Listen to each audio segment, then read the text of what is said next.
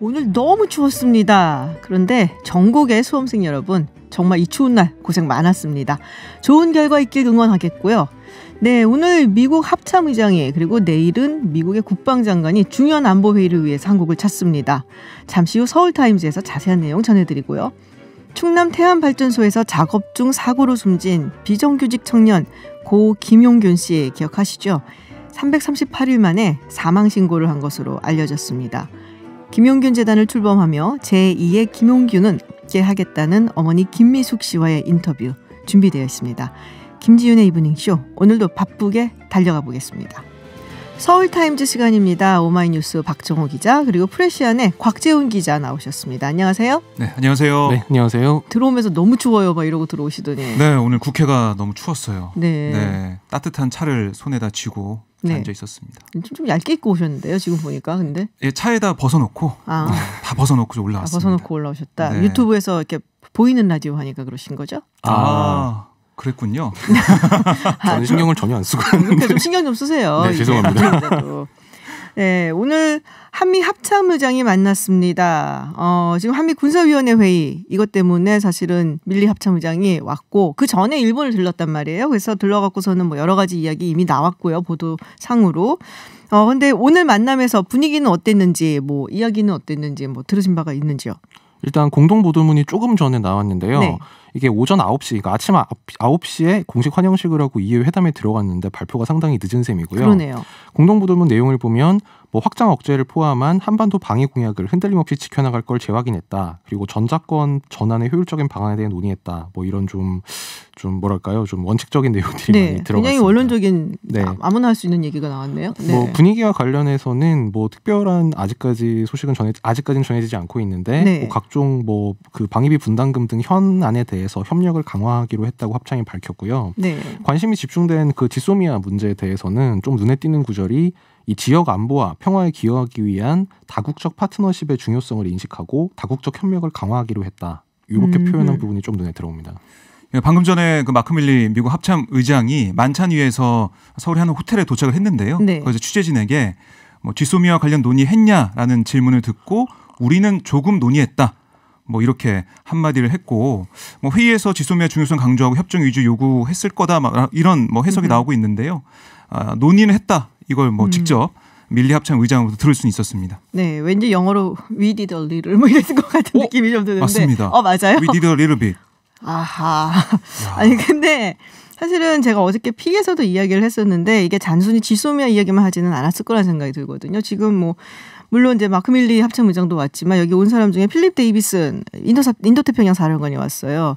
그리고 최근 들어갔고 미국이 그동안 인도태평양 전략에 대해서 이게 뭐야 도대체 하고 얘기를 할 정도로 사람들한테 잘 이렇게 전파를 안 했었는데 좀 구체화하기 시작했단 말이에요. 그래서 그에 관련된 이야기들 전반적으로 다 나오지 않았을까라는 생각을 저 혼자 조금 해보는데. 그 지소미아랑 그 방위 분담금 논의 플러스 다른 것도 있었을 것이다. 그런데 방위 분담 같은 경우 사실은 이제 국무부하고 외교부하고 왔다 갔다 하는 얘기거든요. 네. 근데 물론 얘기가 나왔을 수 있지만 이게 본격적으로 그 부분에 대해서 여기서 얘기가 뭐 올려달라 얘기는 할 수 있겠지만은 그 협상을 하지는 않았겠지만 그 외에도 또 얘기가 많이 나오는 게 지금 남중국해 항행의 자유작전에 한국이 참여하느냐 뭐 이런 문제도 있고 네. 지금 뭐 한미동맹 위기관리각서 개정하는 문제도 있고 호르무즈 파견 얘기도 나오지 않았을까 또 온갖 것이 다 나왔을 것 같은 생각이 좀 드는데 어떻게 보세요? 그러니까 핵심은 결국 이제 방금 말씀하신 대로 방위비 분담금 같은 문제는 좀 별도로 얘기해야 될 좀 쫀쫀하게 협의해야 될 쫀쫀하게, 문제고 네. 그 지소미아라든지 그 호르무즈 해역 같은 게 방금 말씀하신 인도태평양 전략에 네. 전반적으로 들어간다고 할 수 있는데 좀 관심 있게 봐야 될 건 지난주에 이제 그 청와대 새 실장이 동시에 기자간담회를 한 적이 있는데 맞아요. 그때 정의용 실장이 뭐 국익을 따져서 이제 이런 전제가 붙긴 했지만 인도태평양 전략에 동참하는 것도 뭐 좀 고려해 볼 수 있다는 취지로 얘기를 했어요. 근데 네. 다만 한편으로 뭐 그걸 하면서 동시에 중국의 1대1로 전략과 우리의 뭐 그 우리 외교 전략의 비슷한 점도 좀 뭐 살펴볼 수 있다 이런 얘기도 해서 어떻게 하겠다는 건지 기자들이 상당히 헷갈리긴 했는데 어쨌든 중요한 건 청와대 외교안보 그 국가안보실장 입에서 그 인도태평양 전략과 우리아 남방 전략, 신남방 정책 이거에 뭐 유사성을 검토해 볼 수 있다 이런 언급이 나왔다는 게 좀 주목할 대목인 것 같습니다. 이게 6월 30일 판문점 회담 있기 전에 이제 회동이라고 얘기들을 많이 하는데 그래서 판문점으로 떠나기 전에 트럼프 대통령하고 문재인 대통령하고 한미 정상회담이 있고 그다음에 공동 기자회견이 있었거든요.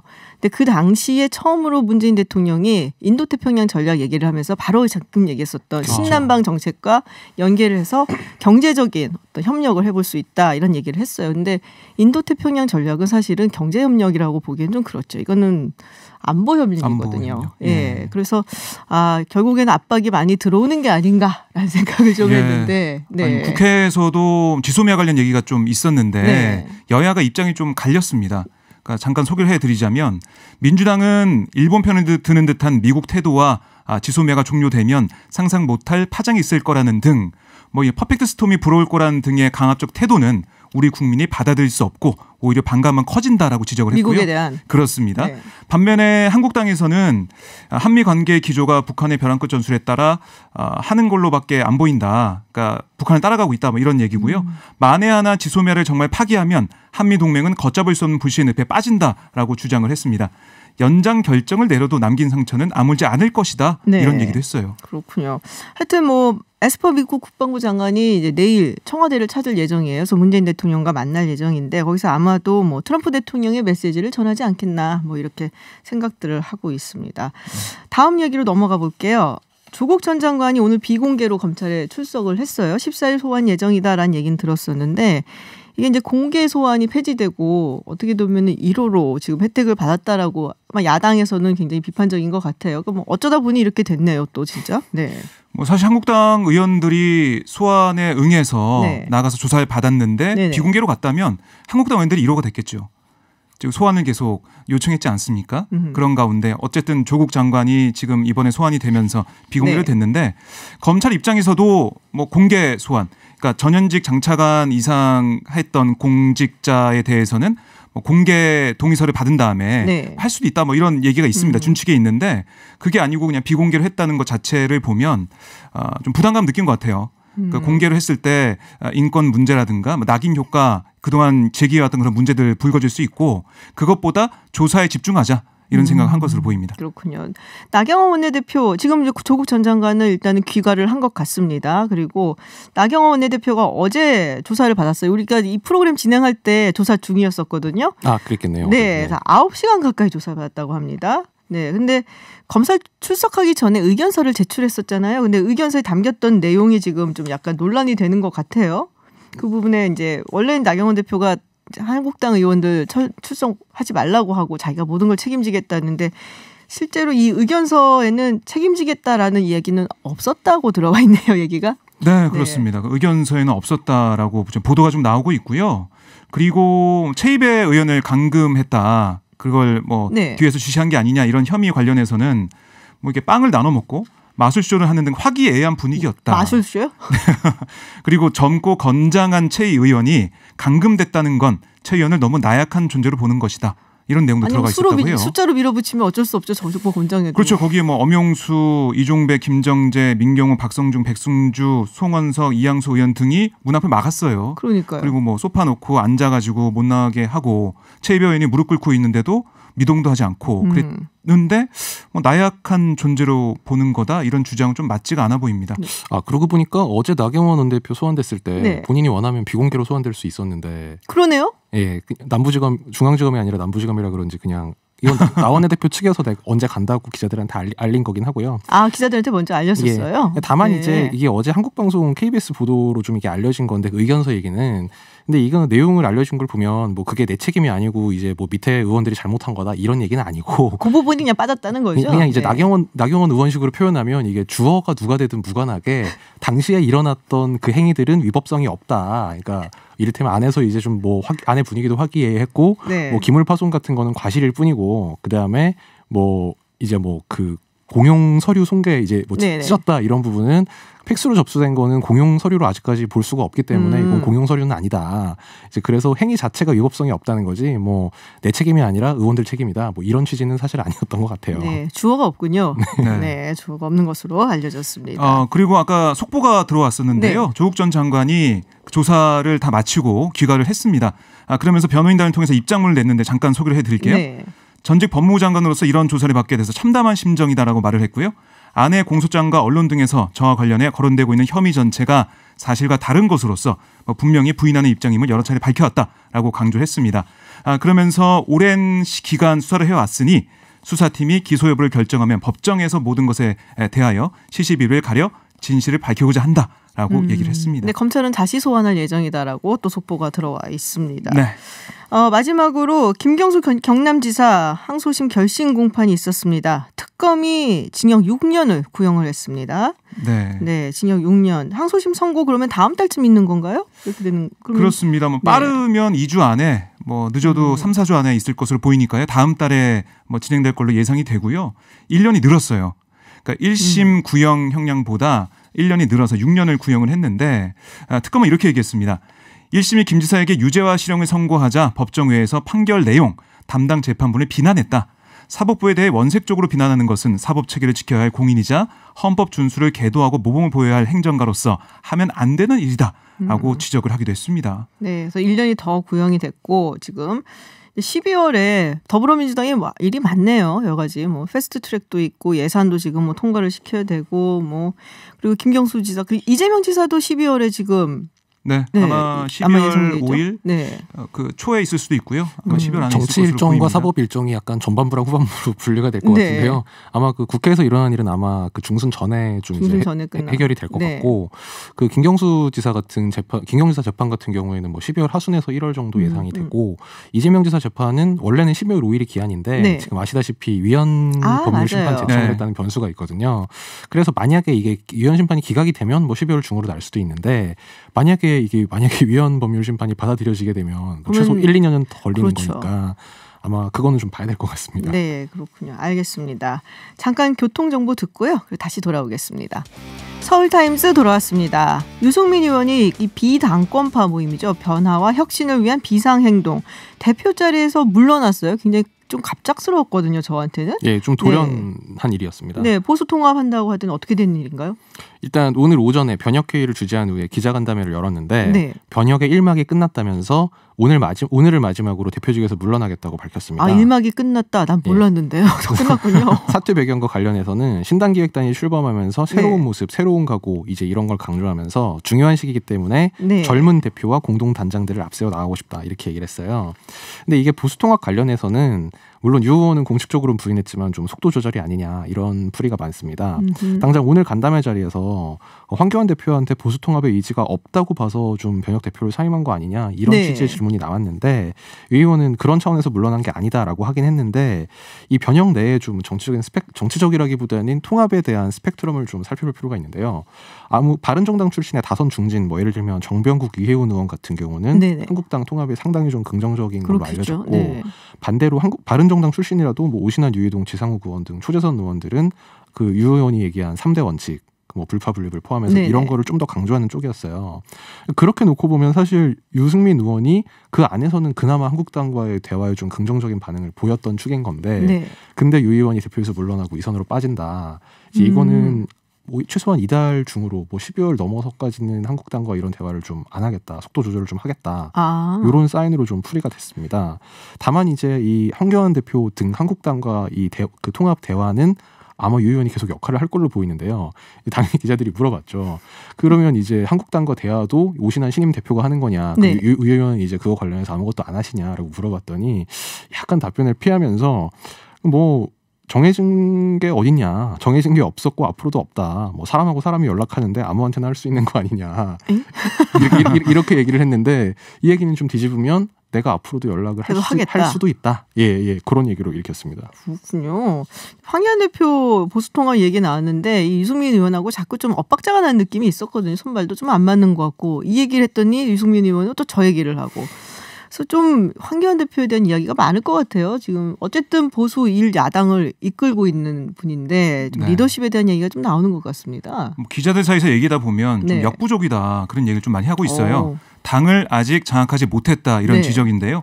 예전 뭐 이른바 제왕적 총재 시절 상김 시대 이럴 때 생각해 보면 이 대표 그러니까 총재가 모든 걸 다 장악해서 뭐 권위적으로 했거든요. 네. 뭐 그것까지는 아니더라도 당을 좀 장악해서 대표의 목소리, 대표의 의중대로 좀 이게 진행되는 모습을 보여야 되는데 요즘에는 뭐 이른바 황핵관이 유행이지 않습니까? 황핵관. 그게 뭐예요? 핵심 황교안 대표 관계자. 핵심 관계자. 아, 황핵관. 황핵관. 아하. 그러니까 그게 뭐냐면 황교안 대표의 의중과는 상관없이 이 밑에 있는 그러니까 관계자라는 사람의 이름으로 계속 보도가 나오고 있어요. 아. 그러니까 그 전화 통화한 것도 흘러가고 여러 가지 잡음이 나오고 있거든요. 네. 그만큼 장악이 안 돼 있다는 것 같고요. 그리고 보수 대통령 선언 전에 사실 먼저 했어야 될 게 당에 들어올 수 있는 공간을 만들어주는 것. 그러니까 기득권을 내려놓고 뭔가 활동할 수 있는 공간을 만들어서 다른 인물들이 들어오게 해야 되는데 그렇죠. 그걸 못한 거예요. 그거 없이 그냥 보수 대통합을 지르면서 다른 박찬주 전 대장 영입 네. 문제나 여러 가지 다른 문제들을 묻었거든요. 그게 뭐 순서가 엇갈리고 스텝이 꼬였다 이런 지적이 많이 나오고 있습니다. 이제 그래서 이 부분과 관련해서는 황 대표의 그 리더로서의 역량이 어떠냐는 문제와는 별개로 이 통합 문제에 있어서는 이게 역량의 문제냐 진정성의 문제냐. 그래서 이게 정말로 할 의도를 갖고 한 거냐 아니면 그 박찬주 전 대표나 이제 당내 쇄신론 이런 거를 좀 슬쩍 덮기 위해서 통합 카드를 딱 꺼내가지고 효과를 좀 보고 그래도 그 국면이 딱 넘어가니까 이제 다시 그냥 유 대표랑 대화는 하는 둥 마는 둥 이제 이렇게 하는 거 아니냐 아. 그런 의심들이 계속 있습니다. 진정성의 문제가 지금 좀 거론이 되고 있나 보군요. 색소폰 부는 영상 올리고. 색소폰 부는 영상. 아, 또 떠오르네. 네, 지금 뭐, 네, 하여튼 뭐 통합 논의 있는 진전은 없는데 뭐 여러 가지 얘기가 많이 나오고 있어요. 뭐 예를 들면은 이런 얘기, 이낙연 총리 후임으로 손학규 대표 얘기도 있고 박지원 의원 얘기도 있고 뭐 어떻게 된 겁니까? 진짜 가능성 있어 보이세요? 뭐 저는 별로 없어 보입니다. 없어 사실. 보인다. 박지원 의원 같은 경우는 오늘 한 라디오 방송 뉴스공장에 나와가지고 얘기했잖아요. 자신은 지금 안 간다. 그러니까 총선에서 지역구에서 승리한 다음에 그 다음에 생각해 보겠지만은 지금은 안 간다라고 못을 박았어요. 뭐 그거는 안 갈 것 같고 그다음에 지금 간다고 하겠어요? 그러면 근데 박지원 기자 같으면은 박지원 전 대표는 근데 그 말은 그렇게 하시는데 목소리를 네. 들어보면 상당히 기뻐하시는 그런 인상을 좀 아니 뭐 회자되는 것 자체가 네. 자신의 몸값을 올릴 수 있는 그런 부분이 있는 거죠. 저는 근데 지금 총리에 가게 되면 총선에 못 나오잖아요. 네. 그 나중에 총리 이후의 수가 별로 잘 안 보여요. 그래서 저는 총선에 승리한 다음에 총선에서 지역구 배지를 단 다음에 그 다음에 생각해 볼 수 있는데 지금은 아닌 것 같아요. 그리고 손학규 대표 같은 경우도 그 전부터 얘기 나왔습니다, 사실. 네. 2016년 전 정권 때부터 나왔고 지금도 뭐 올 5월에 문병호 그러니까 지금은 당에서 나갔지만 네. 문병호 최고위원이 손학규 대표한테 물어봤어요. 총리설 있는데 총리 가는 거 아니냐 그랬더니 난 안 간다 얘기했고요. 8월에도 이 총리설 나와서 물어봤는데 또 나는 안 간다 얘기했어요. 그거 다 안 간다 그러겠죠. 설이 나오는데 네. 이제 지명을 하면 그때 가서 이제 본심이 나오지 본인들은 않을까. 당연히 다 지금 상태에서는 안 간다고 할 수밖에 없는데 네. 뭐 박지원 전 대표 같은 경우는 사실 잘 모르겠어요. 왜냐하면 그 일단 방송 출연 등을 통해서 상당히 일반인들한테 지명도가 높기도 하고 그렇죠. 그다음에 어떤 세력을 대표하는지가 비교적 명확하잖아요. 그렇죠. 호남 세력, 그다음에 동교동계 이제 구 DJ 한마디로 구 DJ 세력이라고 할 수 있는데, 근데 손학규 대표 같은 경우는 물론 탕평의 이민이 있는데 이 손 대표를 만약에 총리에 기용한다면 이게 어떤 메시지냐 이게 좀 불분명한 건 있어요. 뭐, 네. 뭐 박지원 전 대표처럼 대표하는 세력이 지금 딱 짜여져 있는 것도 아니고 그래서 좀 가능성이 없지 않나. 저는 정치인 총리보다는 어쨌든 이게 경제 쪽으로 유능한 네. 그러니까 지금 2년 반 남아있는 상황에서 문재인 정부가 성과를 내야 되기 때문에 좀 더 유능하게 비춰지는 그런 총리가 오지 않을까 예를 들면 예상을 해봅니다. 누구? 떠오르지가 않네요. 그렇게 인물이 없으니까 대한민국에 좀 생각해 보세요. 근데 경제적으로 나오지 않을까. 윤여준 전 장관이 모 방송에 나와서 네. 얘기하기로는 이 똑같은 방금 박정호 기자랑 똑같은 말씀을 하시면서 네. 김종인만한 사람이 없다. 김종인 비대위원장 라고 하긴 했습니다. 전 대표. 네. 뭐 그럴 수도 있겠네요. 여러 가지 근데 카드가 있는데 지금 오늘 거론된 뭐 박지원 전 대표, 뭐 손학규 대표, 뭐 김종인 전 비대위원장 다 훌륭하신 분들이지만 전체적으로 좀 연령대는 상당히 높아서 좀 네. 뭐 뭐랄까요 유권자들한테 좀 참신한 이미지 그런 점은 또 좀 아쉬운 좀 점이 젊고 있죠. 새로운 이미지로는 좀 아쉬운 분들. 뭐 또 한 가지 인사청문회를 네. 통과해서 국회 동의를 받아야 되니까 인준받아야 되니까 그 문제도 고려하겠죠. 네. 그렇군요. 뭐 그래서 이제 지금 법무부 장관의 추미애 의원 얘기도 나오고 있고 한데 제가 이 얘기는 제가 33부에서 민주당 이인영 원내대표한테 직접 좀 물어보려고 합니다. 다음 이야기 넘어가 볼게요. 윤석열 검찰총장이 화를 냈다라는 보도가 나왔습니다. 이게 법무부 장관의 수사 관련 내용을 사전 보고한다. 뭐 이런 뭐 준칙이 생겨갖고서는 얘기를 한다는데 검찰청법 8조에 나와 있기는 하잖아요. 이 네. 법무부 장관이 검찰 사무 여기 이렇게 쓰여 있어요. 검찰 네. 사무의 최고 감독자로서 일반적인 검사를 지휘 감독을 하는데 구체적인 사건에 대해서는 검찰총장만 지휘 감독한다. 그러니까 이게 구체적인 사건에 대해서 법무부 장관한테 보고를 하는 것은 아닌 것으로 안 되는 것으로 되어 있거든요. 네, 그러니까 검찰 보고 사무 규칙을 보면 일선 검찰청의 장이 네. 법무부 장관과 검찰총장에게 동시에 보고 대상 사항을 보고하도록 이렇게 만들어 간다는 거잖아요. 네네. 그러니까 그게 아까 말씀하신 대로 그 규정을 어기고 있는 거기 때문에 안 된다. 이렇게 검찰은 주장을 하고 있죠. 그래서 뭐 눈뜨고 물 먹었다 뭐 이런 얘기도 좀 하고 있는데 이게 사실 지난 8일 있었던 이 김호수 법무부 차관의 대통령 보고 자리, 청와대 보고 자리에서 네. 했던 얘기입니다. 근데 그게 뒤늦게 이제 알려지게 된 거죠. 아. 그러면서 우리가 몰랐던 사실이 이렇게 알려지게 되고 사실 법무부가 하나하나 다 관리 감독하는 거구나. 검찰 입장에서는 기분이 나쁘고 이러면은 우리가 제대로 수사할 수 있겠냐 이런 얘기 나올 수밖에 없죠. 근데 뭐 기분 나쁜 거를 차치하고 이건 어떻게 보면 상위법 위반이 아닌가라는 생각도 좀 들기는 하는데 어떻게 보세요, 박정진? 그래서 오늘 김호수 장관 대행, 그러니까 법무부 네. 차관이 오늘 국회에서 기자들을 만나서 네. 그런 비슷한 질문을 받았는데 뭐 답변하기로는 현재도 보고사무 규정이 있고 거기도 비슷한 내용이 있는데 그거를 좀 구체화하고 투명하게 만들자는 것이다. 이제 이렇게 설명을 하면서 또 방향이 잡히면 대검찰청하고도 긴밀하게 협의해서 대검 의견도 반영해서 합리적으로 만들 거다. 뭐 이렇게 설명을 하긴 했어요. 그러니까 여기서 얘기하는 현재도 그런 비슷한 규정이 있고 그걸 구체화하겠다는 얘기는 뭐 지금도 구체적인 사건에 있어서는 장관이 총장만을 감독한다고 하지만 네. 뭐 거기에 있어서 사건 보고를 총장이 장관이 직접 전하는 건 아니잖아요. 그렇죠. 대검의 관련 과에서 법무부 검찰국에 보고를 하는 이제 그런 식으로 짜여 있으니까 뭐 일선 부서에서 대검에 보고하고 그럼 대검에서 법무부로 전달하면 똑같은 거 아니냐. 뭐 좀 아주 무리해서 좀 굳이 이해를 하자면 그렇게 네. 이해할 수 있을 것 같아요. 관행대로 지금 하고 있는 네. 것일 뿐이다라는 얘기인 것 같은데 지금 아주 참신한 의견이 하나 올라왔어요. 6142님께서 유승민 총리 급상장.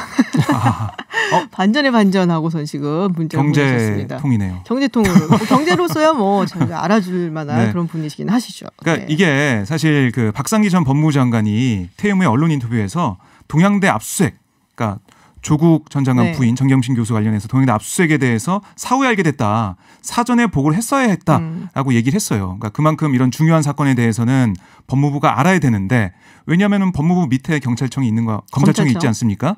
그래서 그런 얘기 했고 여러 가지 개혁 사항으로 지적되어 왔기 때문에 이렇게까지 청와대까지 올라간 걸로 보이는데요. 검찰 입장에서는 뭐 네. 싫죠. 그렇겠죠. 알겠습니다. 오늘 진짜 많은 이야기 좀 나눠봤는데요. 네, 지금까지 프레시안 곽재훈 기자 그리고 오마이뉴스 박정호 기자였습니다. 고맙습니다. 네, 고맙습니다. 감사합니다. 해외 핫한 뉴스 알아보는 서울타임즈 시간입니다. 전주현 캐스터와 함께합니다. 어서 오세요. 네, 안녕하세요. 네, 오늘은 저희가 특별히 트럼프 대통령 탄핵 관련 특집 1호. 특집 1호인데요. 그렇죠. 예. 특집이 많이 나올 예. 것 같아요. 그래서 네, 트럼프 대통령의 탄핵 관련한 뉴스는 이브닝 쇼를 들으면 된다. 뭐 이런 걸 좀 만들어 보려고 네네. 네, 야심차게 준비를 했습니다. 그래서 공개 청문회 오늘 13일, 그러니까 현재 시간으로 13일 오전 그렇습니다. 10시부터 네네. 시작을 한 거죠. 이 네. 공개 청문회가 시작이 됐습니다. 많은 분들이 도대체 뭐 때문에 탄핵을 하는지도 궁금하실 거고 네. 공개 청문회 지금까지 청문회 안 했나? 뭐 왜 그럼 갑자기 공개가 된 거지? 이런 것도 궁금해하실 것 같아서 네. 조금 이제 짚어가면서 이야기를 나눠보려고 그렇습니다. 해요. 왜냐하면 미국민들 사이에서도 우크라이나 거기도 스캔들이 몰라요. 뭔지 모르는 맞아요. 분들이 굉장히 많대요. 그러니까 네. 우리나라에서도 모르는 분들이 얼마나 많으시겠습니까? 그러니까요. 네네. 그래서 이름도 많이 나오고 외국 네. 사람 이름 나오면 일단 헷갈리기 시작하거든요. 그렇죠. 그래서 네. 이걸 짚으려고 합니다. 네. 네, 탄핵 조사는 이미 시작이 되었었고 지금까지 비공개로 진행이 되어 왔는데 그렇습니다. 이제 공개 청문회로 이것이 네. 전환이 됐습니다. 13일. 현지 시간 13일 오전 10시부터 5시간 동안 오늘 TV로 생중계가 됐거든요. 네. 그래서 이제 비공개 청문회에 나왔던 증인들이 그럼 안 나오는 건가? 그건 아니고요. 비공개 청문회에 참석했던 사람들도 이번 공개 청문회에 다시 나올 수가 있습니다. 네. 그래서 지금 증인이 15명이 이미 증언을 했는데 민주당의 계획대로 잘 추진이 되면 그중에 11명이 다시 나올 예정이라고 해요. 근데 이제 이건 좀 지켜봐야 되겠죠. 네. 그래서 미국 국민들이 도대체 뭐 비공개로 했다더니 무슨 얘기인가? 이거를 이제 눈으로 직접 보셔야 보실 수가 네네. 있는 건데 지금 닉슨 대통령 때랑 좀 다르다 이런 얘기가 많이 나오는 게 그때는 TV만 봤잖아요. 그렇죠. 뭐 피드백을 줄 수 있는 곳도 없고 댓글 달 수 있는 데도 없고 닉슨 대통령이 자기 얘기를 할 수 있는 공간도 없었고 그런데 지금 미디어 환경이 굉장히 달라졌기 때문에 네. 트럼프 대통령이 얼마든지 트윗으로 또 자기 생각을 바로바로 얘기를 할 수가 있습니다. 그렇죠. 그리고 사람들이 TV보다 지금 온라인으로 소식을 접하는 경우가 훨씬 많아졌기 때문에 이게 어떻게 달라진 미디어 환경에 영향을 미칠 것인가 이것도 관심을 모으고 있고요. 네. 이미 완전히 양극단으로 갈렸잖아요. 그렇죠. 근데 이게 원래 사실은 네. 펠로시 의장이 비공개로 하려고 했었던 이유가 있기는 했어요. 네. 왜냐면은 빨리 신속하게 진행시켜버리겠다. 이게 내년에 대선이 있기 때문에 네. 이거를 공개로 해갖고 뭐 누구 뭐 내보내느니 아니느니 뭐 채택하느니 하고선 시간 끄는 게 좋아 보이지 않았기 때문에 네. 그렇고 두 번째로는 이제 이거를 공개 청문회로 전환을 시키고 하는 과정에서 탄핵 조사에 대한 표결을 하라고 네네. 백악관에서 굉장히 강하게 요구를 했죠. 요구를 했죠. 안 그러면 우리가 뭐 증언도 안 할 거고 네. 뭐 자료도 안 줄 거고. 근데 그것도 안 하려고 했었던 이유 중에 하나는 표결을 하게 되면은 누가 여기다 찬성을 하고 반대를 했는지 이게 다 찍히거든요. 그렇습니다. 근데 내년에 선거가 또 의회 선거도 있기 때문에 네네. 하원 의원들은 모두 다 나가서 선거를 뛰어야 돼요. 네. 근데 2018년도에 당선된 민주당 의원들 중에서 트럼프 대통령이 강세를 보이는 지역에서 당선이 된 사람들이 네. 있는데 이번에 이것 때문에 찍힐까 봐. 그렇죠. 그래서 여러 가지로 좀 숨기고 그냥 비공개로 빨리 전환하려고 했는데 딱 열어보니까 너무 많은 게 나오는 거예요. 그렇습니다. 그래서 그냥 공개로 가자, 풀스케일로 가자 하고 지금 전환을 한 겁니다, 사실은. 그렇기도 하고 이제 뭐가 나오기 시작하니까 지금 공화당이랑 백악관이 계속 브레이크를 걸었잖아요. 그렇죠. 이거 의회에 정식 표결이 없어서 무효다 뭐 이런 얘기를 너무 많이 했기 때문에 그래 그렇다면 공개적으로 우리가 해주마 약간 이런 성격도 좀 있어가지고 의회 표결을 했는데 뭐 민주당 공화당 거의 이탈표가 없는 그냥 정당 상태에서 라인으로 딱 네네. 나왔어요. 그래서 네. 그대로 진행이 됐습니다. 그런데 뭐 워낙 비공개 청문회여서 민주당에게만 유리하다라고 자꾸 백악관이 얘기를 했잖아요. 우리는 그건 너무 아니죠. 불리하다. 근데 아니, 사실 공화당에서도 부를 수가 그러니까요. 있어요. 부를 수가 얼마든지. 있었고 비공개 청문회에 이미 참석을 했었는데 이제 그런 얘기도 하고 좀 기억나시는 게 미국 국회도 동물국회 약간 이런 헤드라인으로 비공개로 청문회장에 하고 있는데 네. 거기서 이제 밖에서 막 난입을 했죠. 난입을 해서 공화당 네. 의원들이 피자도 그랬죠. 시켜 먹고 약간 뭐 네. 그런 일이 있었는데 아무튼 그 공화당의 그때 주장은 네. 아니었던 걸로 나중에 확인이 됐습니다. 저 지금 이제 처음 공개 청문회로 진행이 됐는데 윌리엄 테일러 우크라이나 주재 미국 대사 대행입니다. 네. 대행하고 그다음에 조지 켄트 국무부의 유럽 유라시아 담당 부차관보가 참석을 해서 증언을 했습니다. 그렇습니다. 네, 증언을 하면서 새로운 내용이 하나가 나온 게 있어요. 이 네. 윌리엄 테일러 대사 대행이 숨기고 있다가 공개 청문회에서 딱 터뜨린 게 하나가 있었죠. 네, 보좌관 얘기가 있었죠. 네. 그 썬들랜드 유럽연합 주재 미국 대사를 이 테일러 대행의 보좌관이 7월 26일에 수행을 한 적이 있었습니다. 우크라이나에 가서요. 근데 그때 썬들랜드 대사가 트럼프 대통령한테 전화를 한 거예요. 근데 트럼프 대통령이 바이든 수사는 어떻게 돼가고 있느냐 이걸 물었다는 거죠. 그걸 네. 들었다는 겁니다. 그래서 썬들랜드 대사가 우크라이나 사람들이 진행할 준비가 돼 있습니다. 이렇게 말을 했다는 네. 걸 들었다. 이렇게 증언을 했고 이 보좌관이 그래서 썬들랜드 대사한테 그러면 트럼프 대통령이 우크라이나에 관해서는 어떻게 생각하나요? 이걸 물어봤더니 그러니까 트럼프 대통령은 우크라이나 뭐 그 자체에 관심이 있는 게 아니라 우크라이나 측에 요구한 바이든에 관한 수사에 더 관심을 갖고 있다. 이렇게 얘기를 했다는 네. 얘기입니다. 근데 이 보좌관이 이제 들은 거잖아요. 네네, 사실은 그렇습니다. 본인이 들은 건 전원이죠. 아니고 키예프에서 한 레스토랑에서 밥을 먹다가 네. 전화가 왔고 이 썬덜랜드 대사랑 트럼프 대통령이 통화하는 내용을 들었고 들었다. 그다음에 이제 질문했던 이런 얘기가 네네. 나왔다는 건데 네, 여기서 사실은 상당히 좀 흥미로운 거는 이 썬덜랜드는 주 EU 미국 대사란 말이에요. 네네, 그렇죠. 우크라이나는 EU에 참여한 국가가 아닙니다. 아니고. 네. 그렇기 때문에 사실상 우크라이나에 대해서 이 썬덜랜드 대사가 이야기할 이유는 없어요. 사실 그렇죠. 네, 근데 이 썬덜랜드 같은 경우에는 원래 이제 정계에도 뭐 여러 가지 발이 뻗쳐 있는 사람이긴 하지만 정통적인 관료 출신도 아니고 네네. 그리고 공화당한테 많은 뭐랄까 후원금 같은 걸 줘왔던 그런 네. 사람이거든요. 정계랑 굉장히 친하기는 하지만 트럼프 대통령 당선되고 나서 상당히 친해지기 시작해갖고 그래서 지금 EU 미국 대사로 대사. 가 있는 인물, 그러니까 약간 좀 정치적인 인물이다. 네. 트럼프 대통령이 조금 가까이 믿고 하는 사람이다라는 네. 부분인 거죠, 사실. 근데 이제 이 통화가 또 더 관심을 모으는 게 트럼프 대통령이 워낙 우크라이나 젤렌스키 대통령한테 전화해서 바이든에 관한 수사를 해라라고 종용했다는 바로 그 다음 날 이 통화가 또 이루어진 맞아요. 거거든요. 네. 그래서 그 시점에도 이제 많은 관심이 이루어지면서 워싱턴 포스트는 일단 이번 증언이 트럼프 대통령이 개인적으로 우크라이나에 압력을 가했음을 드러내는 새로운 증거다. 뭐 엄청난 깜짝 놀랄 만한 증거다. 이렇게 얘기를 했는데 네. 공화당 측은 전원에 불과하다. 직접 들은 것도 아니고. 그렇죠. 직접 들은 게 아니라는 그렇습니다. 얘기죠. 그래서 뭐 이렇게 새로운 것도 아니고 트럼프 대통령이 잘못했다는 게 확실히 드러나진 않았다. 이번에 또다시 이렇게 방어를 했습니다. 아마 손덜랜드 대사가 공청회에 나오게 되면은 네. 이 부분에 대해서 상당히 많이 집중적으로 질문을 하지 않을까라는 그렇습니다. 생각이 좀 들고요. 혹시라도 제가 한 번 더 말씀을 드리자면은 청취자분들 중에 우크라이나 스캔들이 뭐야라는 네네. 분들이 계실 것 같아서 네.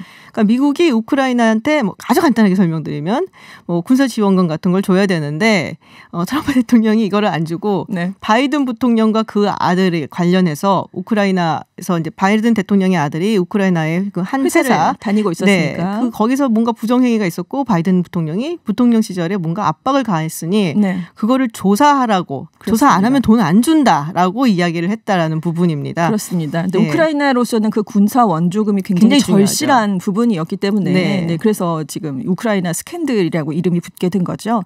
앞으로도 계속적으로 지금 청문회 그렇습니다. 일정이 잡혀져 있죠. 21일까지 계속 속속 이제 사람들이 나와서 증언을 하게 될 예정인데 말씀하신 썬들랜드 유럽연합 주재 미국 대사도 지금 증언대에 오를 것 같고요. 네. 요바노비치 전 우크라 주재 미국 대사가 15일에 증인으로 출석을 여기가 또 하게 폭탄이에요. 됩니다. 그렇습니다. 네, 여기가 아주 중요한 증인입니다. 쫓겨난 인물이잖아요. 그렇죠. 굉장히 지금 아주 마음이 상해 있는 사람이라서 네. 우크라이나를 압박해라. 여기에 이제 이걸 트럼프 대통령이 요구를 했는데 여기에 동조하지 않았다가 5월에 경질이 된 그런 인물입니다. 그렇죠. 네, 그래서 지금 줄리아니가 개인 변호사잖아요. 트럼프 대통령의. 네, 그래서 미국 이제 뉴욕시의 시장이기도 했었고 그리고 트럼프 대통령이 아주 측근이고 개인 그렇습니다. 변호사인데 근데 이제 우크라이나 스캔들에 깊숙하게 관련이 돼 있잖아요. 거기에 핵심 인사들을 많이 네. 만나면서 바이든 수사를 압박을 가했다 이렇게 알려지는데 아무튼 이 줄리아니 변호사가 요바노비치 대사의 경질에 굉장히 많은 영향을 미쳤다. 이런 지금 켄트 부차관부의 증언도 있었기 때문에 네. 과연 요바노비치 대사가 이번에 나와서 어떤 얘기를 할 건가 여기에 관심이 많이 쏠리고 있습니다. 이 요바노비치 이제 전 대사죠. 네네. 전 대사의 이제 인터뷰라든지 내용 같은 걸 보면 이 사람은 정말 전통적인 국무부 관료예요. 네. 네, 국무부에서 시작을 하고 프린스턴 대학교를 졸업하고 국무부 관료를 시작해갖고 우크라이나 대사까지 오른 어떻게 보면 자기 커리어에서 가장 정점을 지금 찍을 그럴 네네. 나이고 진짜 일 잘하기로 유명한 사람인데 줄리안이 물론 이제 뉴욕시장 하는 굉장히 유명한 정치인이지만 정통 국무부 관료도 아니고 외교관도 아니고 그렇습니다. 이런 사람들에 의해서 네.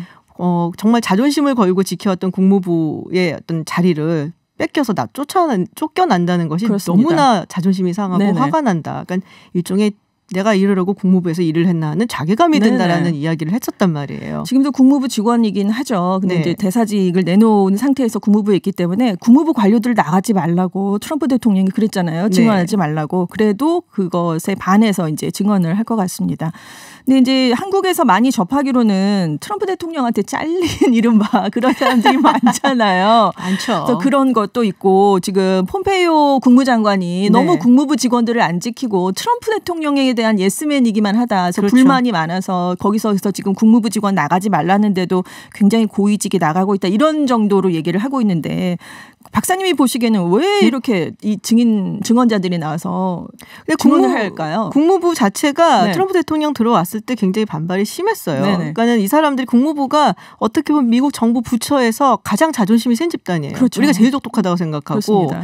그런데 뭐랄까 좀 자기네들을 전혀 필요 없는 쓸모없는 사람들로 취급을 하고 그리고 국무부 예산을 확 깎았죠. 네. 30%가 깎아서 국방부를 줬단 말이에요. 그렇습니다. 그것도 굉장히 자존심이 상하고 그리고 우리를 지켜줘야 되는 장관들 네. 틸러슨 장관 까먹으셨죠? 이러면 틸러슨 초기 장관도 국무장관. 그렇게 잘라버리고 네. 폼페이오 장관 들어왔더니 뭐 우리 지켜주지는 않고 자기 정치만 하고 그렇습니다. 다니고 그러니까 지금 어떻게 보면은 숨겨져 있던 그 국무부의 엘리트들이 네. 반기를 들고 있는 거예요. 네네. 이 정보에 대해서. 그렇습니다. 그래서 그것도 있고 아무튼 그래서 CNN은 말씀하신 것처럼 비공개 청문회에 자꾸 나오는 게 이런 이유 때문이다라고도 하고 있고 지금 만약에 트럼프 대통령의 범죄 사실이 드러난다고 하면 그래서 나도 같이 걸리는 거 아닌가 공범으로 약간 이런 우려도 하고 있다. 뭐 이런 우려도 지금 미국 언론에서는 나오고 있더라고요. 이제 시작을 했습니다. 사실은 앞으로도 굉장히 많은 뉴스가 쏟아질 것 그렇습니다. 같고요. 그때마다 저희가 또 빨리 전해드리도록 하겠습니다. 일부였습니다. 일부. 네, 오늘 1부 시작을 했습니다.